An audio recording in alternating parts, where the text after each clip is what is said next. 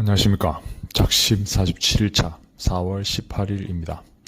오늘은 열왕기상 20에서 22장 다 읽고요. 시편 1에서 7장까지 읽었습니다. 그리고 신약으로 넘어가서 에베소서 1장에서부터 6장 읽었습니다. 총 10장 정도 읽었습니다. 어제에 이어서 오늘 왕상 열왕기상 11장부터 하면요. 11장 3절에 나와 있듯이 후궁이 700명이요 첩이 300명이라 그 다음에 4절에 하나님 여호와 앞에서 온전히 행하지 못했으니 6장의 6절에 여호와의 눈앞에서 악을 행하셨더라. 자, 결국은 후궁도 많고 첩도 많죠. 예, 성전도 짓고 왕궁도 지었죠. 예, 이것을 유지하고 또 솔로몬 스스로도 지혜로운 자로서 거의 연예인급으로 이제 추대를 받으면서 솔로몬도 이제 교만이라기보다는 긴장이 풀렸겠죠. 긴장이 풀리면서 예, 그 방대한 것을 유지하기 위해 첩이 300명 정도면 얼마나 많습니까? 그 방대한 것을 유지하기 위해서 뭐 여러 가지 것들을 하게 되겠죠. 뭐 각종 여인들이 따르는 신에 대해서 이제 성전을 짓게 하고 조그만 사당 같은 것도 짓게 했겠고요, 당연히. 뭐, 그 와중에 사람도 붐비니까 또 이상한 사람들도 많아서 동성애나 아니면은 또 이상한 술 도박 등 각종 유흥문화가 넘쳤을 게 뻔할 뻔짜죠. 그래서 하나님은 경고를 합니다, 10절에. 이 일에 대하여 명령하사 다른 신을 따르지 말라. 여호와의 명령을 지키지 않았습니다. 결국 솔로몬도 이제 긴장이 풀려서 여호와의 말씀을 이제 쉽게 생각하죠. 그때부터 다시 몰락하게 됩니다. 많은 대적이 생기게 됩니다. 솔로몬에게 대적하는 14절에 나오면 에돔 사람 하닷이 솔로몬의 대적이 되었다 있죠. 다음에 11장 23절에 엘리야 아들 르손이 이렇게 솔로몬의 대적이 되었다. 다음에 26절에요. 느밧의 아들 여로보암이 왕에게 대적이 되었다. 여로보암 같은 경우는 실제로 솔로몬의 일을 같이 했던 초기의 사람인데 결국은 솔로몬이 다스리는 동안에 제대로 하지 못하니까 느밧은 솔로몬을 도와줬던 사람인데요. 아마도 아들 뭔가 안 좋은 게 있었겠죠. 40년을 통치했으니까요. 그래서 아들이 이제 대적이 되는데 이게 결국은 솔로몬의 국가 이스라엘이라는 국가가 유다와 2개 지파인 유다와 10개 지파인 이스라엘로 나뉘게 됩니다. 그렇게 솔로몬은 참 큰 국가를 만들고 성전도 만들고 왕국을 만들었지만 결국은 끝에는요, 이제 하나님 보시기에 탐탁지 않게 마무리가 됩니다. 그래서 43절에 42절에요.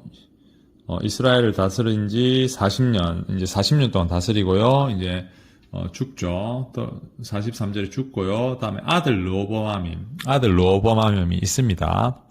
그리고 나서 12절에 이제 솔로몬의 대적들 3명 중에서 한 명은 여로보암이죠. 여로보암이 이제 애굽에 피신해 있는데요. 대적이 되어서 그 르호보암이 모아서 좀 잔치 비슷한 걸 했겠죠. 그래서 불렀더라. 그래 여호보암이 무거운 멍에를 4절에 있죠. 2절 4절에 무거운 멍에를 가볍게 하소서. 좀 봐달라고 이제 애굽에 신세 지고 있으니까 안 주니까 아마 자기 고향으로 돌아오고 싶었겠죠. 그래서 좀 봐달라고 했는데 르호보암이 일단 기다려보라 하고 3일을 기다리라 해서 3일 후에 5절 있죠. 3일 후에 다시 오라 했죠. 자, 그리고 나서 물어보죠. 그런데 노인들의 자문 8절 노인들의 자문하는 것을 버리고 함께 자라는 자기 친구들이죠. 어린 사람들과 의논했다. 그러니까 나이가 든 좀 지혜로운 사람들이 말을 듣지 않고 젊은 사람들이 혈기 그것만 듣고요. 결국은 여로보암에게 너의 무거운 짐에다가 나는 더 할 것이다 했어요. 솔로몬은 채찍을 들었지만 나는 정갈 채찍을 들리라 이런 식으로 해가지고 여로보암을 몰아냅니다. 그러니까 여로보암이 열받아가지고요. 어떻게 이제 반란을 했겠죠. 그래서 20절에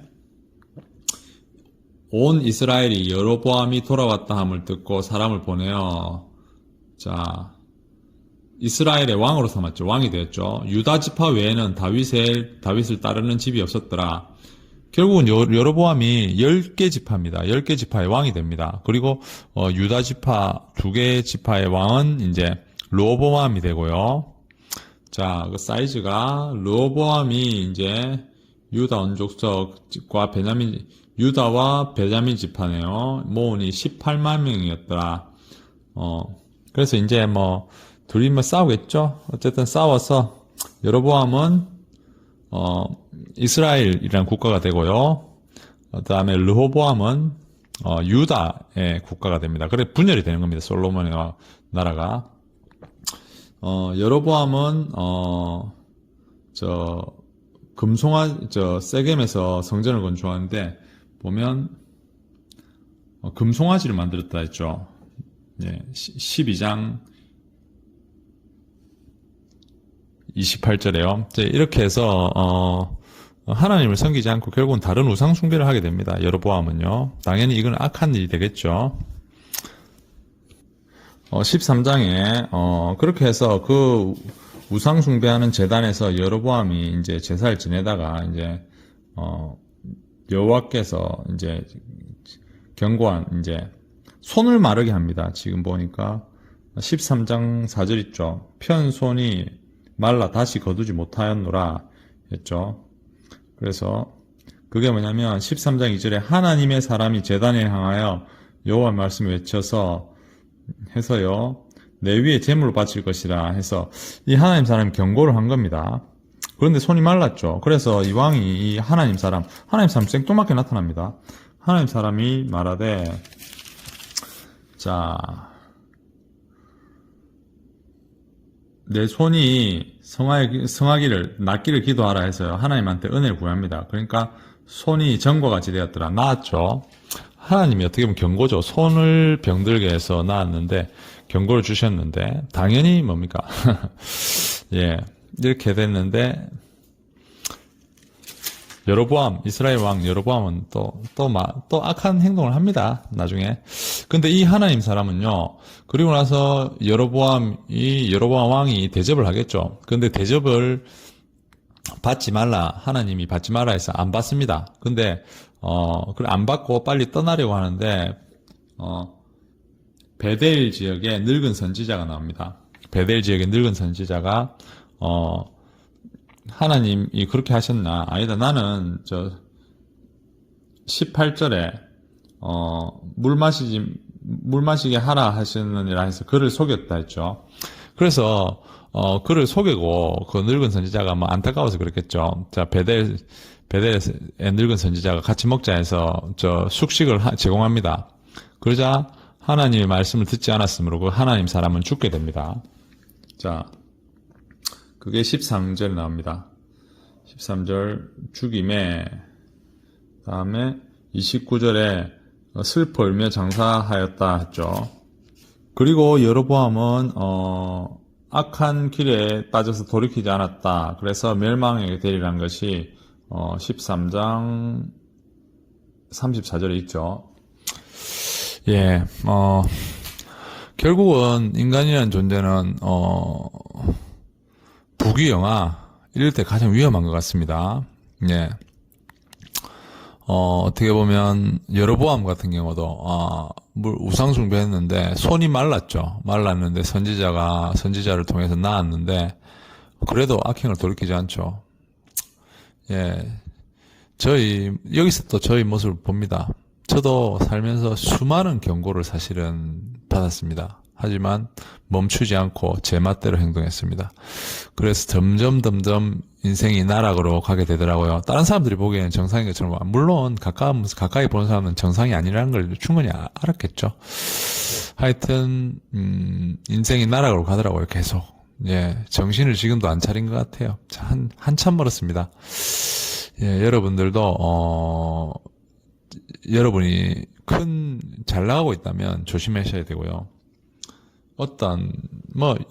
스스로 아실 겁니다. 일이 잘 안 풀리고, 뭔가 경고가 있습니다. 그럴 때는 자기 마음을 추스리는 게 좋습니다. 추스린 방법으로는 독서도 좋고, 이렇게 성경이나 아니면 불경 같은 경전을 읽으면서 또 좀 명상도 좀 하는 게 좋고요.